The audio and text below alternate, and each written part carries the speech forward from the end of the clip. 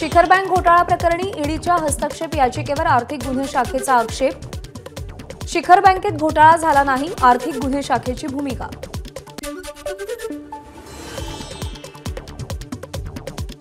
अजित पवार गटाच्या 22 आमदारांनी आमच्याशी संपर्क साधला, मात्र शरद पवार त्यातल्या 10 ते 12 आमदारांनाच सोबत घेतील, रोहित पवारांचा खळबळजनक दावा।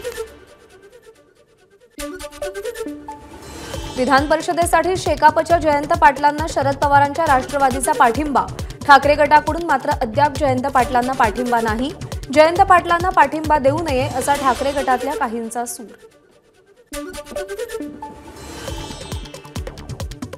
आज राज्याचा अर्थसंकल्प सभागृहात सादर होणार। आगामी विधानसभा निवडणुका लक्षात घेता हा अर्थसंकल्प महत्त्वाचा असेल। अर्थसंकल्पात मोठी घोषणा होणार। राज्यातल्या मुलींना पदवीपर्यंत मोफत शिक्षण मिळणार। आजच्या अर्थसंकल्पात घोषणा होणार। 8 लाख उत्पन्नाची मर्यादा असेल तर व्यावसायिक शिक्षणही मोफत करण्याचा राज्य सरकारचा विचार। राष्ट्रपतींच्या अभिभाषणावर आजपासून संसदेत चर्चा। सरकार आभार प्रस्ताव मांडणार। माजी केंद्रीय मंत्री अनुराग ठाकूर लोकसभेत चर्चेला सुरुवात करतील। नीट पेपर लीकवरून आज संसदेत गदारोळ होण्याची शक्यता। इंडिया आघाडीनं दोन्ही सभागृहात चर्चेची मागणी केली। धर्मेंद्र प्रधान उत्तर देऊ शकतात, सूत्रांचा दावा। तर राहुल गांधी आज पत्रकार परिषद घेणार।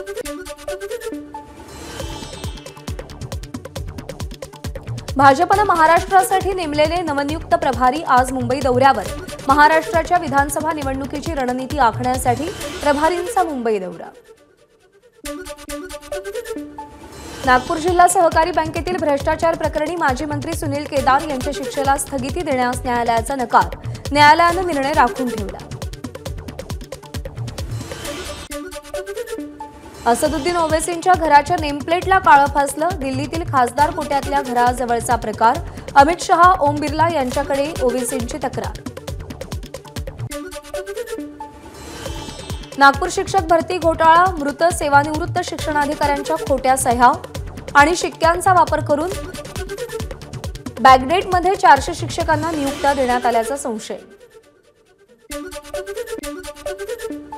लातूर नीट प्रकरणी आरोपी संजय जाधवचं निलंबन। संजय जाधवला अटक करण्यात आल्याचं पत्र मिळाल्यानंतर शिक्षणाधिकाऱ्यांची कारवाई। हवामान विभागाच्या अंदाजानुसार मुंबईसह ठाणे, रायगड परिसरात मुसळधार पाऊस पडण्याची शक्यता। मुंबई शहर आणि उपनगरात जोरदार पावसाची हजेरी। मुंबई आणि उपनगरात रात्रभर पावसाची संततधार। ठाणे, कल्याण, डोंबिवलीसह पूर्व उपनगरातील मुलुंड, भांडूप, घाटकोपरमध्ये रात्रभर पावसाचा जोर कायम। पावसामुळे मध्य रेल्वेचा वेग मंदावला।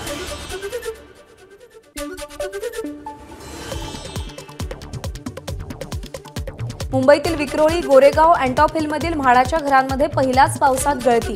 म्हाडाच्या नवीन इमारतीच्या बांधकामावर प्रश्नचिन्ह। ठाणे मुंबईवरचं पाणी संकट गडद। धरण परिसरात पावसाची पाठ। जिल्ह्याची तहान भागवणाऱ्या बारवी आणि आंध्रा धरणात अनुक्रमे 25.23 आणि 25.20% पाणीसाठा। भंडाऱ्यात सकाळपासून पावसाची रिपरिप। दीर्घ प्रतीक्षेनंतर पावसाचं आगमन झाल्यानं शेतकरी सुखावला।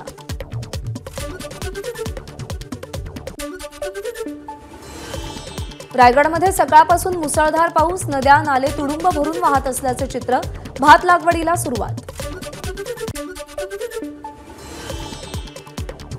संत तुकाराम महाराजांच्या पालखीचं आज पंढरपूरकडे प्रस्थान होणार। पालखी प्रस्थान सोहळ्यासाठी मुख्यमंत्री एकनाथ शिंदे उपस्थित राहण्याची शक्यता। यंदा पालखीचा 339वा सोहळा। आज संत तुकाराम महाराजांच्या पालखीचा प्रस्थान सोहळा। देहूनगरातील लाखो वारकरी दाखल। वारकऱ्यांकडून पालखीचं दर्शन।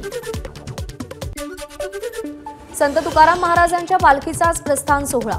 देहूतील विठ्ठल मंदिराला फुलांची आकर्षक सजावट। 11वी कॉमर्स शाखेचा कट ऑफ यंदा 94.4%वर, तर आर्ट्स सायन्स शाखेपेक्षा कॉमर्सच्या कट ऑफमध्ये गेल्या वर्षीच्या तुलनेत वाढ। मात्र झेवियर्स, रुईया वगळता आर्ट्सची गुणवत्ता यादी 90%च्या खालीच। नांदेड ते पुणे 65 मिनिटात विमानसेवेला अखेर प्रारंभ। पहिल्याच दिवशी 60 आसनी विमानामध्ये 52 प्रवाशांनी प्रवास केला। नाशिक जिल्ह्यातील गर्दीच्या पर्यटनस्थळी जाण्यासाठी ऑनलाईन पास घ्यावा लागणार। नाशिक जिल्हाधिकारी जलद शर्मा यांचे आदेश। पावसाळी पर्यटनादरम्यान होणारे संभाव्य अपघात टाळण्यासाठी निर्णय।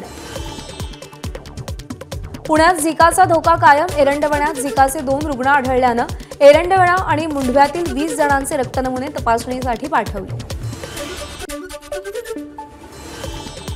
2023-24 आर्थिक वर्षात डेंग्यू आजारामुळे 55 रुग्णांचा मृत्यू तर हिवतापामुळे 19 जणांचा मृत्यू। 2022-23च्या तुलनेत हे मृतांची संख्या जास्त असल्याचं आर्थिक पाहणी अहवालातून समजतं। मेट्रो 2A आणि मेट्रो 7च्या मार्गिकेवर मेट्रोच्या फेऱ्यांमध्ये वाढ। नवीन गाडीमुळे आणखी 24 फेऱ्यांची भर। प्रवाशांना मोठा दिलासा।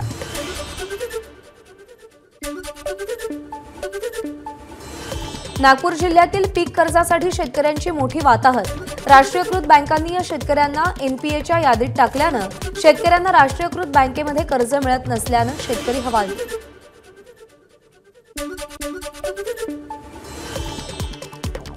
मनोज जरांगेंच्या मूळ गावी मातोरीमध्ये रात्रभर पोलिसांचा बंदोबस्त। काल काही वाहनांवरती दगडफेक झाली होती। दगडफेकीनंतर तणाव निर्माण झाला होता। बीडच्या मातोरीमध्ये तणावपूर्ण शांतता। काल झालेल्या दगडफेकीनंतर शांतता दिसून येते।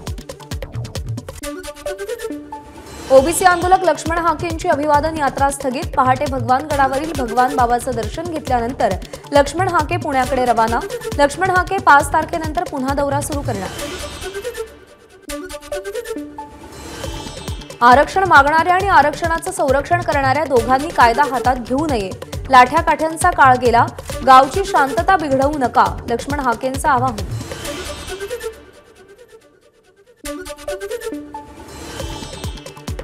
मुंबईतील बाणगंगा परिसराचा विकास आता पुरातत्व विभागाच्या समन्वयानंच होणार। गाळ हस्तचलित यंत्रणेतूनच काढणार। पाहणी केल्यानंतर मुंबई महापालिका आयुक्त आणि प्रशासक भूषण गगराणी यांची माहिती। 11 वर्षांनंतरही भंडाऱ्यातील भेल प्रकल्पाच्या नावावर केवळ फलक आणि सुरक्षा भिंत उभी। भूमिहीन झालेल्या शेतकरी कुटुंबाला आता दुसऱ्यांकडे मजुरी करावी लागतेय। शेती नसल्यानं अनेकांना वय उलटूनही मुली मिळत नसल्याची खंत।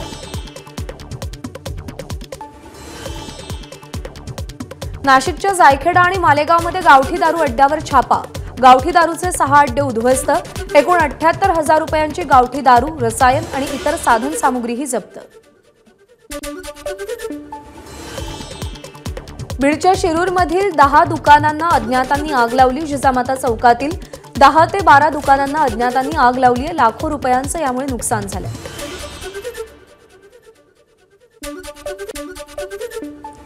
सिंधुदुर्गातील दोडामार्ग तालुक्यात तिलारी खोऱ्यात हत्तींचा धुमाकूळ। नारळ, सुपारी, केळी बागायतीचं नुकसान पाहून एक महिला जागीच बेशुद्ध। शेतकरी नुकसानामुळे चिंताग्रस्त।